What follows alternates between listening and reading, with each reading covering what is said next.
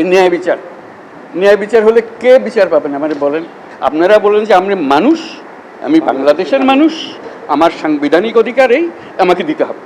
সব সরকারের কাছে এটাই চাইবেন, আর কিচ্ছু চাইবেন না আপনারা। ধৈর্য ধরেন, করতে পারলাম কি পারলাম না সেটা পরে বিচার করেন।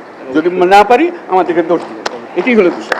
এই আশাটা গতকাল থেকে চেষ্টা করতেছে, সুবিধা করতে পারতেছে না। গতকাল এখানে আসারও কথা ছিল, গতকাল আপনাদের সঙ্গে বসারও কথা ছিল, সময় হচ্ছে না বলে এটা আজকে চলে এসছে।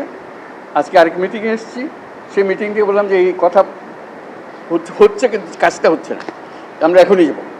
ওই অবস্থাতে চলে এসেছি, আবার ওই মিটিংয়ে গিয়ে যোগদান করবো। কাজে এই পরিস্থিতিতে আসার কারণটা হলো একটা বড় রকমের একটা বিভেদের আওয়াজ শুনছি, যেটা বিমানবন্দরে নেমে যেটা বললাম যে এমন বাংলাদেশ আমরা করতে চাচ্ছি যেটা আমরা এক পরিবার, এটি হলো